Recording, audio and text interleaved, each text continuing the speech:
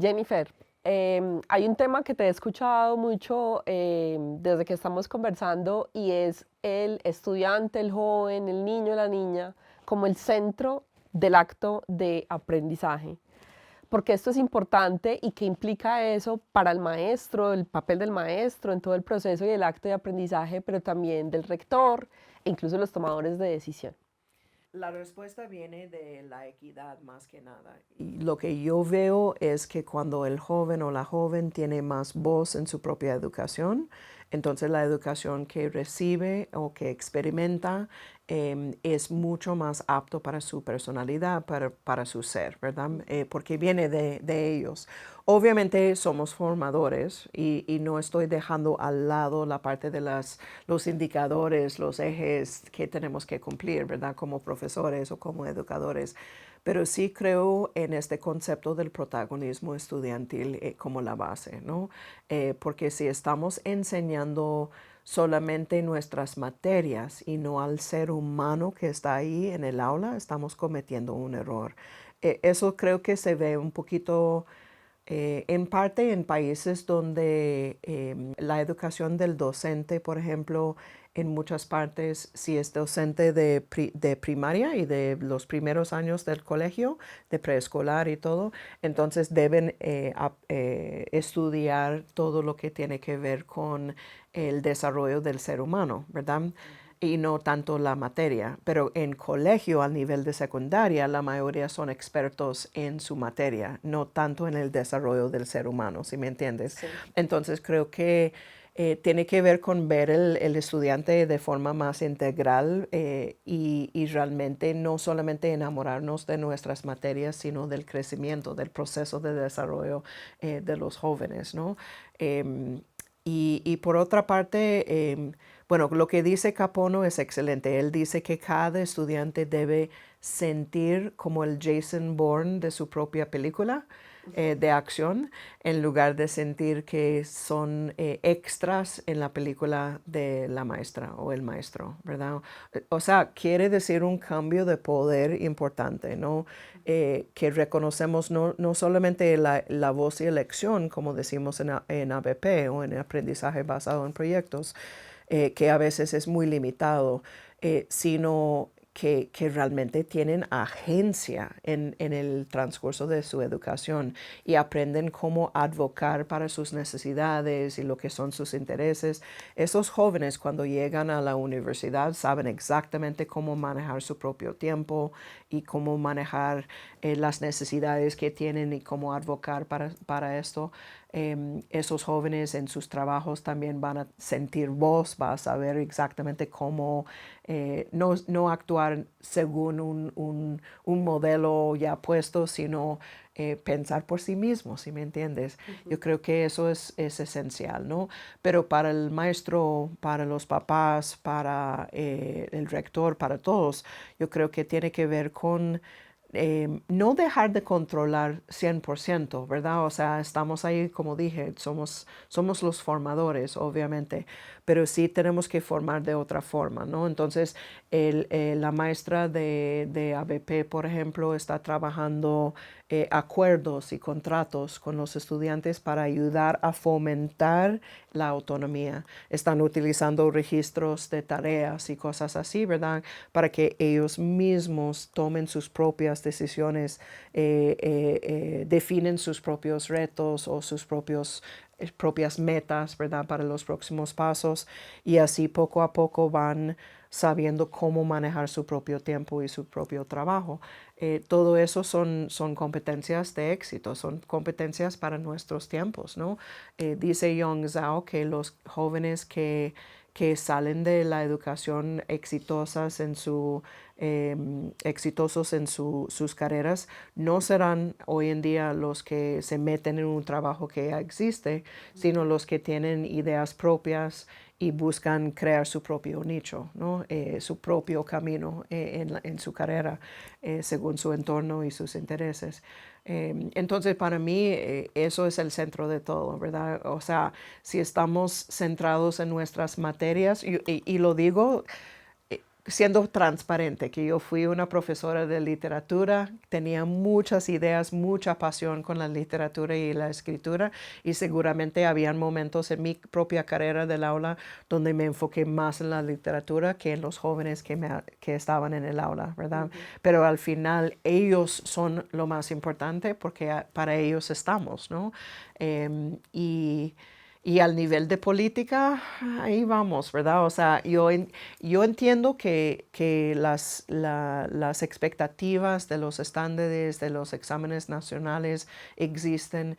Siempre he dicho que creo en un camino de medio donde cumplimos con todo, ¿verdad? O sea, donde creamos jóvenes que piensan por sí mismos y buscan problemas y soluciones, ¿verdad? Saben cómo reconocer un reto y enfrentarlo, pero que también pueden mostrar su aprendizaje en forma excelente en un examen nacional. Eso es lo ideal, ¿verdad? Porque vivimos en un sistema así.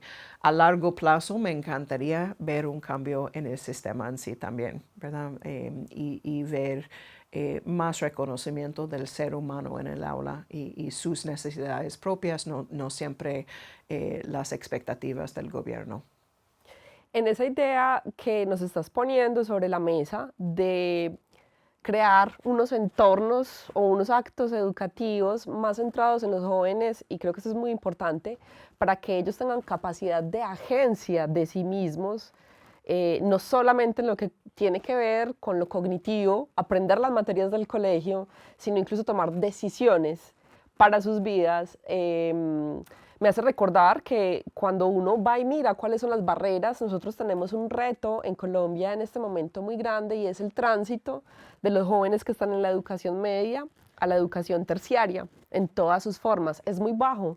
Los jóvenes están yendo en noveno, y los que logran atravesar décimo y once no enganchan inmediatamente con la posibilidad de estudiar una carrera, un oficio, una profesión, digamos que puede ser una llave importante para su futuro. Y muchas veces cuando vamos a ver por qué, cuando hacemos la pregunta por qué, no los que tomamos decisiones o diseñamos programas, voy a diseñar esa solución, sino voy a ir a hablar con esas comunidades, voy a ver qué pasa. A veces hay unos temas que son de pura agencia, como cosas sencillas. ¿Cómo diligencio un formulario para ingresar en la universidad? O cosas tan sencillas como cómo me preparo para hacer una prueba estandarizada, ¿cierto? Y todo eso está alrededor de formar en cada uno de esos estudiantes un líder de su propia vida, como tú lo decías, ¿no? Una capacidad de agenciarse, una capacidad de tomar decisiones, de ser resilientes, un poco esas habilidades blandas. Y eso me recuerda un tópico que es interesante y me gustaría mucho saber desde esa concepción del aprendizaje como paisaje, esa escuela como paisaje, los otros escenarios para la vida, para el aprendizaje, perdón, ¿cierto? O sea, no solamente la escuela como ese lugar en el que se va y se aprende, que es un lugar físico, sino los múltiples escenarios de aprendizaje que hay a lo largo de la vida. No termina nuestro proceso de aprendizaje cuando nos graduamos pues, de nuestro sistema educativo en 11, sino cómo hacemos para entender y para inspirar a los maestros, a los tomadores de decisión, a los rectores, en eso, en que se puede aprender en cualquier contexto. Bueno, de acuerdo. Quiero aclarar primero que a mí no me suena la palabra blanda, ¿verdad? Y es un punto importante, ¿verdad? Cuando hablamos de competencias, yo diría que son competencias esenciales, que sin estas competencias de colaboración, de comunicación, de pensamiento crítico y de creatividad y innovación, no podemos sobrevivir, ¿verdad? En nuestros tiempos. Entonces, primero, ¿verdad? Me perdonas la crítica, ¿verdad? Pero a mí me parece que a veces la palabra blanda los pone como debajo de todo lo demás académico y no me parece muy buena idea.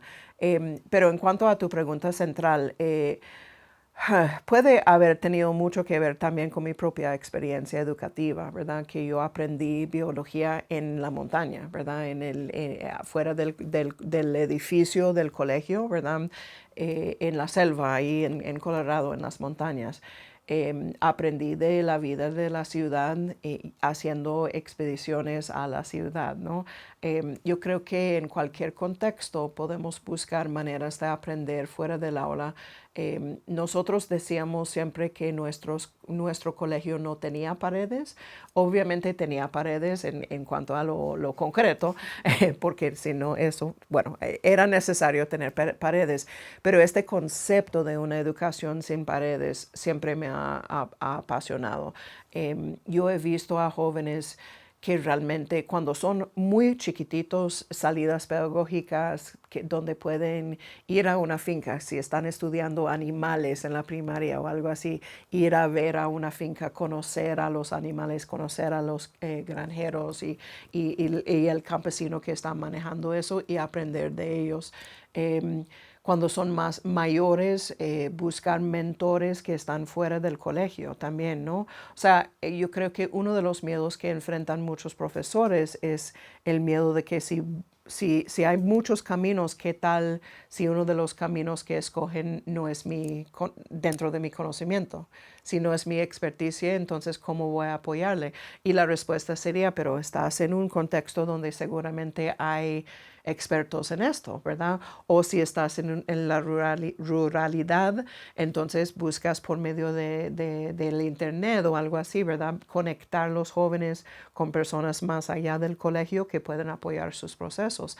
Y esas alianzas comunitarias son una parte básica, central del ABP, del aprendizaje basado en proyectos, pero también hace parte de todo lo que es la búsqueda de expertos, diferentes personas que pueden apoyar mi proceso, que saben algo diferente.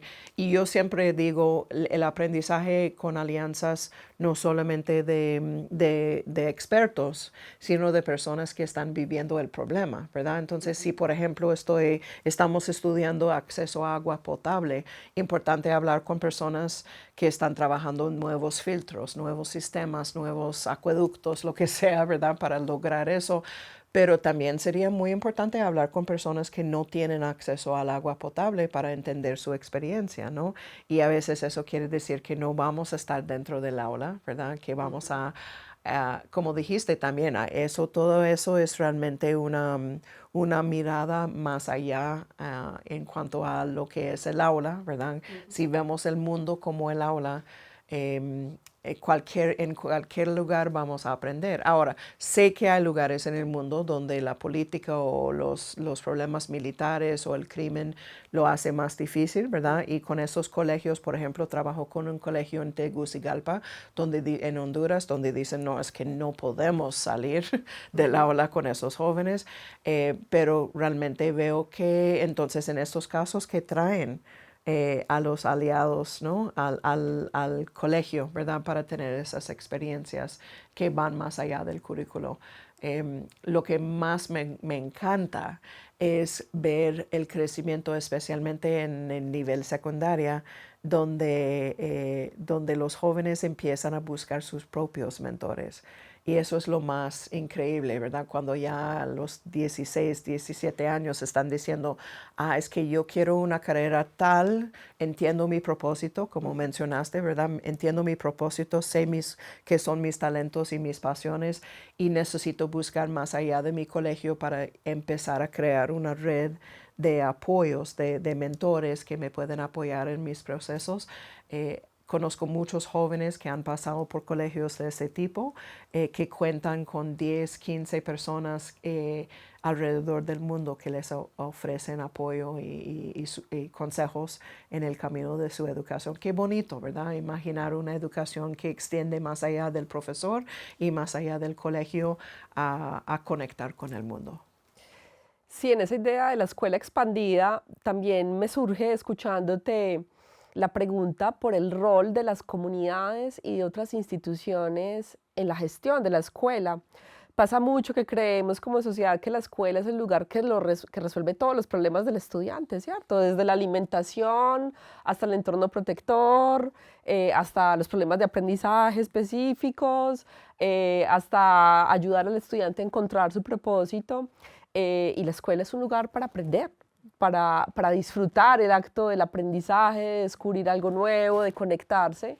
Y dejamos solos a los maestros, dejamos solos a los rectores en ese reto, ¿no? Sería muy lindo si pudieras darnos algunas ideas de cómo las comunidades pueden empoderarse más en ese ejercicio comunitario de abrazar la escuela, que tiene muchos retos y que es uno de esos primeros lugares de socialización del ser humano fundamentales, y que además lo sabemos, quien entiende lo que pasa en la escuela entiende cómo se puede moldear el futuro de una sociedad. Entonces, ¿cómo podemos, con una idea de una escuela expandida, una escuela que va más allá de las paredes de la propia aula, digámoslo así, crear y tejer esos nodos comunitarios de transformación? Porque al final, pues no solamente transformaríamos a quienes visitan y habitan la escuela, sino todas las comunidades que están alrededor de ellas. Y te lo pongo sobre la mesa porque lo vemos mucho en la experiencia de las escuelas rurales, que normalmente son gestionadas por un solo profesor, ¿cierto? Que tiene esa famosa palabra técnica, que son aulas multigrado, monodocentes, es decir, en la misma aula solo tenemos un maestro o una maestra que tiene todos los grados de primero a 11 en una sola aula, y todos los niños aprenden de manera simultánea. Pero cuando vemos este tipo de escuelas que tienen ese modelo, vemos que en la escuela están involucrados las madres de los niños, las abuelas de los niños, los líderes comunitarios, los cultivos de la vereda, y la escuela termina movilizando todo lo que hay alrededor. Entonces, ¿cómo podemos entender ese rol de las comunidades? Yo lo diría así, abrazando las escuelas para que ellas puedan gestionar todos los retos que tienen. Bueno, una de las cosas, las actividades que hago siempre con profesores o con líderes cuando estoy dando talleres es pensar en sus activos, ¿verdad? O sea, imaginar, acabo de venir de México, donde estaba trabajando con el TEC y en la red de colegios que tienen ellos, que es el Prepatec, ¿verdad? Y ahí con directores de departamento académico estábamos pensando en nuestros activos, que son los activos más locales, ¿verdad? Que tenemos, a los cuales tenemos conexión o con los cuales tenemos conexión, para empezar a ver cómo pueden apoyar nuestros procesos después al nivel nacional, ¿verdad?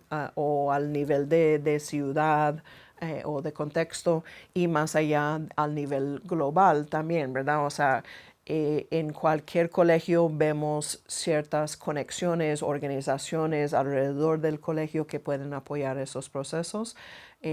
Y más bien estoy trabajando con escuelas primarias en una zona en Texas, donde ya tienen bastante de eso, ¿verdad? Donde los estudiantes requieren de muchas cosas que no tienen, ¿verdad? Que muchos son familias recientes inmigrantes, que realmente están, o sea, dentro del colegio hay una organización que ayuda con la comida.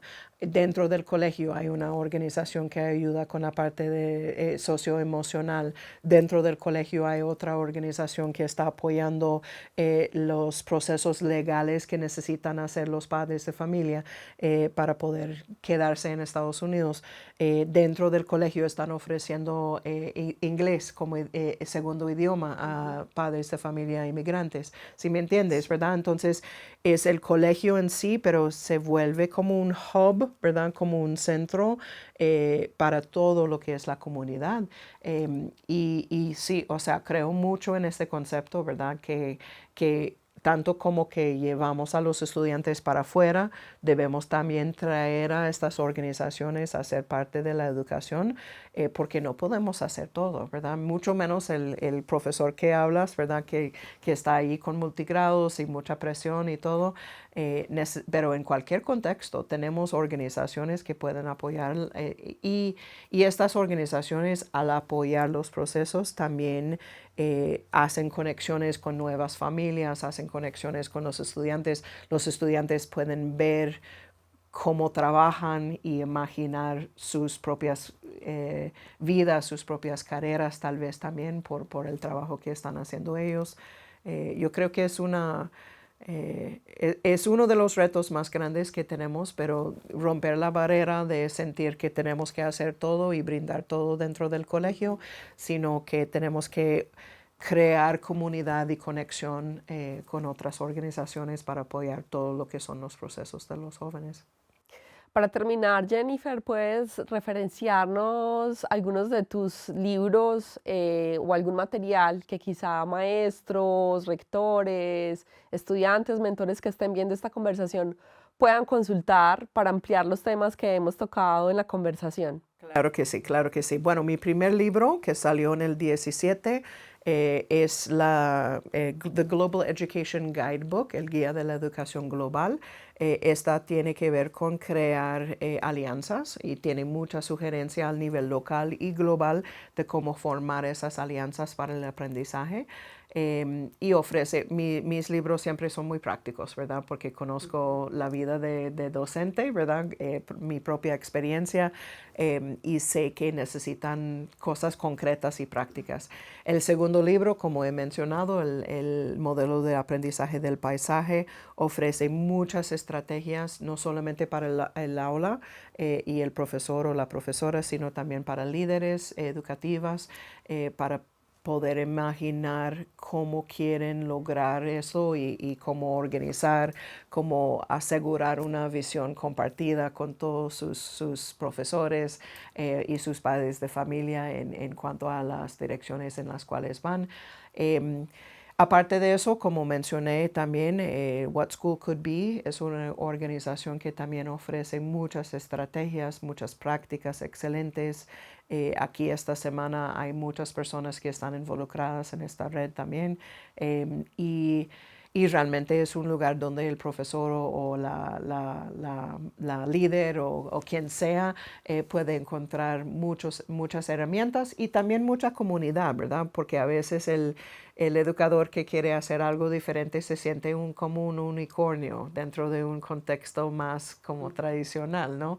Entonces, a veces para el maestro que está solo en la ruralidad, será muy importante poder tener contacto con otros profesores en otras partes que están intentando hacer cosas similares. Yo creo firmemente en la capacidad de cambiar, nuestra capacidad de cambiar la educación y cambiar las vidas de los jóvenes, empoderarles para tener un impacto importante en sus contextos y no solamente cuando salen del colegio, sino cuando son pequeñitos, ¿no? De tomar decisiones y de ofrecer su granito de arena, ¿verdad? En su contexto. Y sí, o sea, eso es el trabajo que hago yo también, ¿verdad? Obviamente que voy a colegios y voy a congresos como este para hablar de mis ideas y para brindar herramientas para poder lograrlo. Bueno, muchas gracias por esta conversación, por los tips, las ideas, las provocaciones que nos has dado. Y bueno, que disfrutes mucho la visita a Medellín y que aprendamos mucho en estos días del Deeper Learning en Latinoamérica.